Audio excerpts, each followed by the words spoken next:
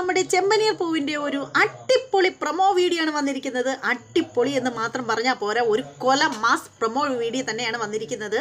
അതായത് പ്രൊമോ വീഡിയോയിലേക്ക് പോകുന്നതിന് മുമ്പ് ആരെങ്കിലും നമ്മുടെ ചാനൽ സബ്സ്ക്രൈബ് ചെയ്യാൻ മറന്നു പോയിട്ടുണ്ടെങ്കിൽ എത്രയും പെട്ടെന്ന് അങ്ങ് സബ്സ്ക്രൈബ് ചെയ്തോളൂ. അതോടൊപ്പം തന്നെ ബെല്ലൈക്കൻ കൂടി പ്രസ് ചെയ്തേക്കാനും മറക്കരുത്. അപ്പോൾ നമുക്ക് നമ്മുടെ പ്രൊമോ വീഡിയോയിലേക്ക് പോകാം.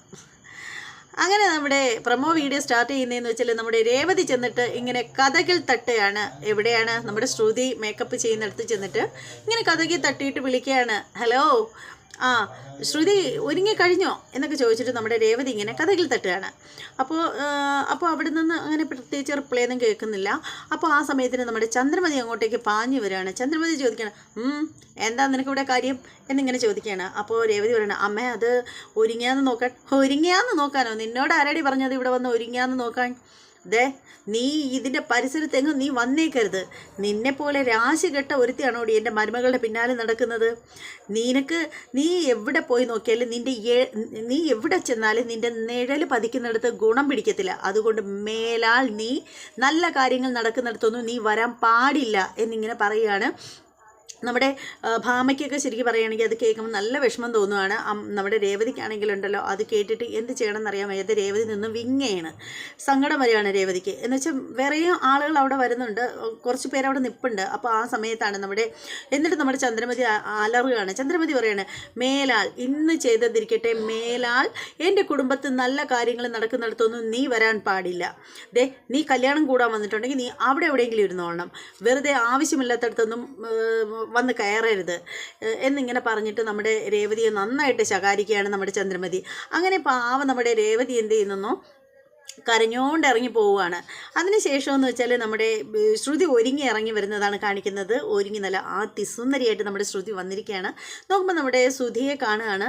അപ്പോൾ ശ്രുതി ശരിക്കും പറയുകയാണെങ്കിൽ ശ്രുതിയുടെ മുഖമൊക്കെ ഒരു വല്ലാതെ ബബ്ലിങ് കണക്കി ഇരിക്കുകയാണ്. ആകെ വിഷമിച്ചിരിക്കുകയാണ് ശ്രുതി, അസ്വസ്ഥനായിട്ടിരിക്കുകയാണ് ശ്രുതി. അപ്പോൾ ആ സമയത്ത് നമ്മുടെ ശ്രുതിയുടെ അടുത്തേക്ക് ചെല്ലുകയാണ്. ചെന്നിട്ട് പറയുകയാണ്, ശ്രുതി എന്നോട് ക്ഷമിക്കണം, എനിക്ക് നിന്നെ വഞ്ചിക്കാൻ കഴിയില്ല. അതുകൊണ്ടാണ് ഞാൻ എല്ലാ സത്യങ്ങളും ഞാൻ നിന്നോട് തുറന്നു പറഞ്ഞത്. ഇനി എന്നെ സ്വീകരിക്കണോ വേണ്ടയോ എന്ന് നിനക്ക് തീരുമാനിക്കാം. നീ ഏത് തീരുമാനം എടുത്താലും ഞാൻ നിനക്കൊപ്പം തന്നെ നിൽക്കും എന്നിങ്ങനെ പറയുകയാണ് നമ്മുടെ ശ്രുതിക്ക് നല്ല സങ്കടമുണ്ട്, കരയുകയൊക്കെ ചെയ്യുന്നുണ്ട്. പക്ഷേ അതൊക്കെ കണ്ടിട്ട് നമ്മുടെ ശ്രുതിയാണെങ്കിലുണ്ടല്ലോ തിരിച്ച് ഒന്നും മറുപടിയായിട്ടൊന്നും പറയാൻ തയ്യാറാവുന്നില്ല. പക്ഷേ നമ്മുടെ ശ്രുതിയുടെ മുഖം കാണുമ്പോഴറിയാം ശ്രുതിക്ക് തീരെ ഇഷ്ടമായിട്ടില്ല. പക്ഷേ വീണ്ടും ഒരു വിവാഹം കൂടി മുടങ്ങുകയാണെങ്കിൽ സച്ചിക്കൊക്കെ ഇട്ട് കളിയാക്കാനും കൊട്ടാനും നമ്മുടെ ശ്രുതിക്ക് നിന്നു കൊടുക്കണമല്ലോ എന്നൊക്കെ കരുതിയിട്ടാവും നമ്മുടെ ശ്രുതി കല്യാണത്തിനായിട്ട് സമ്മതിച്ചിട്ടുണ്ടാവുക. അങ്ങനെ പക്ഷേ ഒട്ടും നമ്മുടെ ശ്രുതിക്ക് അത് ഇഷ്ടമായിട്ടില്ല.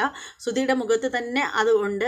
അപ്പോൾ ഇനി ഇതെന്ന് വെച്ചാൽ നാളത്തെ എപ്പിസോഡിൻ്റെ റിവ്യൂ ആണിത്.